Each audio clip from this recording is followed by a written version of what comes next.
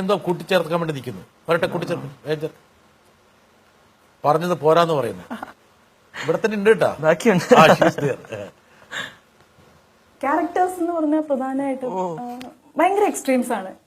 Extremes എന്ന് പറഞ്ഞാൽ എല്ലാത്തിന്റെയും മറ്റാർക്കും കോമ്പീറ്റ് ചെയ്യാൻ പറ്റാത്ത പോലത്തെ എക്സ്ട്രീംസ്. അതിപ്പം മൂഡ് ഔട്ട് ആയാലും ഹാപ്പി ആവുന്നതായാലും പെട്ടെന്ന് എക്സൈറ്റഡ് ആവുന്നതായാലും മ്യൂസിക്കിൽ പ്രാക്ടീസിന്റെ കാര്യത്തിലായാലും എല്ലാ കാര്യത്തിലും മൂഡ് ഔട്ട് ആയാലും എല്ലാത്തിന്റെയും എക്സ്ട്രീംസ് നമുക്ക് കാണണമെങ്കിൽ ആളെ നോക്കിയാൽ മതി.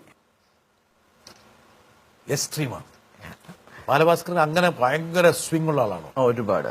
Seriously severe swings. ഭീകരമായ പീഡനത്തിലൂടെയാണ് ലക്ഷ്മി കടന്നു പോകുന്നത്. തീർച്ചയായിട്ടും അല്ലേ? മാനസിക പീഡനം. ഞാൻ എപ്പോഴും പറയാറുണ്ട്, 2 മണി ഒരുപാട് ആൾക്കാർ അയ്യോ നിങ്ങൾക്ക് നിങ്ങളുടെ ഭാര്യ ഭാഗ്യവതിയാണ്, ഭർത്താവായിട്ട് നിങ്ങളെ കിട്ടിയാലോ, നിങ്ങൾ എന്താണ് ദൈവത്തിന് തൊട്ടടുത്ത് നിൽക്കുന്ന ആളാണെന്നുള്ള രീതിയിലൊക്കെ സംസാരിക്കുന്ന ആൾക്കാരോട് ഞാൻ പറയാറുണ്ട്, നിങ്ങളൊരു പക്ഷെ 1.5-2 മണിക്കൂർ എന്നെ സ്റ്റേജിൽ കാണുന്ന ആളല്ല ഞാൻ. അതുപോലെ അല്ല എന്റെ കൂടെ 15 വർഷമായി ഇപ്പൊ എന്റെ കൂടെ ആള് എന്റെ കൂടെ ജീവിക്കുകയാണ്. ചിരിച്ച് കളിച്ച് ജോവിയലായിട്ട് ബാലഭാസ്കർ ജനങ്ങളെ ഇങ്ങനെ അമ്മാനമാടിക്കൊണ്ടിരിക്കുന്നു. സ്റ്റേജിൽ നിന്ന് ഇറങ്ങി കഴിഞ്ഞാലാണ് സ്വഭാവം മാറുന്നത്. മനഃപൂർവ്വം അല്ല കേട്ടോ. എനിക്ക് സ്റ്റേജിൽ നിന്നിട്ട് എനിക്ക് വളരെ സെൻസിറ്റീവ്, വളരെ സ്റ്റേജിൽ നിന്നിട്ട് അങ്ങനെ അനുഭവങ്ങൾ ഉണ്ടായിട്ടുണ്ട്. എനിക്ക് സ്റ്റേജിൽ നിന്ന് ഞാൻ ഇറങ്ങി പോകേണ്ടി വന്നിട്ടുണ്ട്, ദേഷ്യപ്പെട്ടിരുന്നിട്ടുണ്ട്. അത് ഇത്രയും സഹിച്ചുകൊണ്ടിരിക്കുന്ന ലക്ഷ്മിക്ക് വേണ്ടിയിട്ട് ഒരു പാട്ട് നമുക്ക് ഡെഡിക്കേറ്റ് ചെയ്യാം.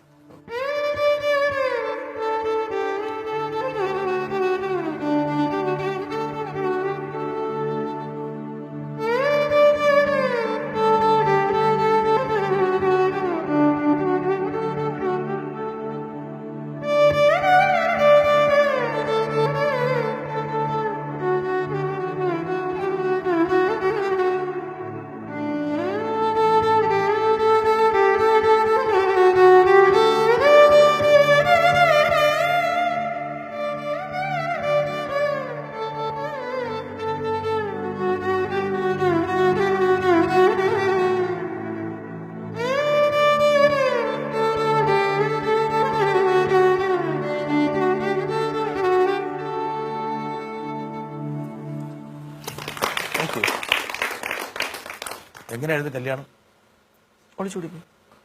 അടിച്ചോണ്ട് പോയി. കോളേജിൽ നിന്ന് അടിച്ചോണ്ട്. കോളേജിൽ നിന്ന് എങ്ങനെ? ആരാണ് അതിന്റെ? കോളേജിൽ നിന്ന് ഹനുമാനും ലക്ഷ്മണനൊക്കെ ആയി മാറി. ഈ പറഞ്ഞ കൺഫ്യൂഷൻ ടീം ഉണ്ടല്ലോ ഞങ്ങളുടെ ബാൻഡ്, ആലമ്പ ടീമായിരുന്നു. അയ്യോ കൊള്ളാം. അവര് ഫുൾ ഉണ്ടായിരുന്നു. പിന്നെ ജോയ് ആ ടീമൊക്കെ. പിന്നെ എന്റെ ഒരു ട്യൂഷൻ സാറുണ്ട്, വിജയമോഹൻ സാർ എന്ന് പറഞ്ഞിട്ട്. നല്ല അധ്യാപകൻ. ഓക്കെ. പക്ഷെ നന്നായിട്ട് പ്രൂവ് ആയില്ലേ ഇപ്പൊ? ഇങ്ങനെ ആയിരിക്കണം. ഓക്കെ. എന്നിട്ട് പക്ഷെ അദ്ദേഹം ഭയങ്കര മോൾ സപ്പോർട്ടായിരുന്നു. അദ്ദേഹം അങ്ങനെ വരുമ്പോൾ സമയമൊക്കെ വളരെ രഹസ്യമാക്കി വെച്ചു അല്ലേ? അതൊക്കെ പെട്ടെന്ന് എടുത്ത തീരുമാനം. എന്റെ ലൈഫിലെ മിക്കവാറും എല്ലാം അങ്ങനത്തെ ഇൻസ്റ്റന്റ് ആണ്. പെട്ടെന്ന്. ഓക്കെ. അങ്ങനെ അവളെ ക്ലാസ്സിൽ നിന്ന് വിളിച്ചിറക്കുന്നു. 3:30 വിചാരിക്കണോ, 5:30 ഇറങ്ങണം. എന്നിട്ട് എങ്ങോട്ട് പോയി? എന്നിട്ട് നേരെ ഞങ്ങൾ അന്ന് വിജയമോഹൻ സാറിന്റെ വീട്ടിലാണ് താമസിച്ചത്.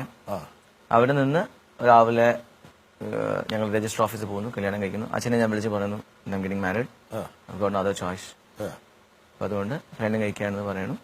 അവിടെ നിന്ന് ഞാൻ നേരെ പോകുന്നത് എറണാകുളത്തെ അച്ഛന്റെ അനിയന്റെ വീട്ടിലേക്കാണ്. അച്ഛന്റെ അനിയന്റെ വീട്ടിലേക്ക്, എന്റെ ചിറ്റപ്പന്റെ വീട്ടിലേക്ക്. അവിടെ പോയിട്ട് 1-2 ആഴ്ച അടുപ്പിച്ച് ഞങ്ങൾ താമസിക്കുന്നു. തിരിച്ച് ട്രിവാൻഡ്രം വരുന്നത് മുതൽ ഞങ്ങളുടെ ലൈഫ് സ്റ്റാർട്ട് ചെയ്യുകയാണ്. ജീവിതത്തിൽ ഒരു പക്ഷേ വേണമെങ്കിൽ ട്രാക്കിൽ നിന്ന് തെറ്റി വേണമെങ്കിൽ ഒന്ന് സ്കിഡ് ചെയ്യുന്ന ഒരു ഘട്ടങ്ങളൊക്കെ ഒരു പക്ഷെ ഉണ്ടാകാം. താങ്കളെ പോലെ എക്സ്ട്രീം മൂഡ് സ്വിംഗ് ഉള്ള ആള്, പിന്നെ കലാകാരന്മാർക്ക് ഉണ്ടാകുന്ന മാനസികമായിട്ടുള്ള വിക്ഷോഭങ്ങള്, പിന്നെ പ്രായത്തെക്കാൾ കൂടുതലുള്ള ചെറുപ്പം, ഈ ഘട്ടത്തിലൊക്കെ ലക്ഷ്മി ഒരു കൈത്താങ്ങായിരുന്നു. എപ്പോഴും ചില സമയത്ത് ചെവിക്ക് പിടിച്ചു. ഇല്ല, അതാണ് ഞാൻ അവളിൽ കാണുന്ന ഏറ്റവും വലിയ പോസിറ്റീവ് സൈഡും അത് തന്നെയാണ്. എനിക്ക് ഏറ്റവും കംഫർട്ട് ലെവൽ അവിടെയാണ് ലക്ഷ്മിയായിട്ട്. ഞാൻ എതുവരെ പോകുമെന്നും ഞാൻ ഇതുവരെ നിൽക്കുമെന്നും അവൾക്ക് നന്നായി അറിയാം. എത്ര SMS വരെ ബാലഭാസ്കർ അയക്കുമെന്നും എത്ര SMS വരെ ബാലഭാസ്കറിന്റെ ഇൻബോക്സ് കിട്ടുമെന്നും കണ്ടന്റ് എന്തായിരിക്കും നന്നായിട്ട് അറിയാം.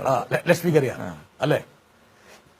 എത്ര അയച്ചാലും ഇവന് അയക്കാൻ അറിയാവുന്ന വെക്കാബുലറി ഇത്രയേ ഉള്ളൂ. ഇതുവരെയൊക്കെ പോകുന്ന പിന്നെ പോയാലും തിരിച്ചു വരുന്നു. അതുകൊണ്ട് കുഴപ്പമില്ല. ആരെങ്കിലും ഒരു വള്ളി കെട്ടി വിട്ടിരിക്കുക അല്ലേ?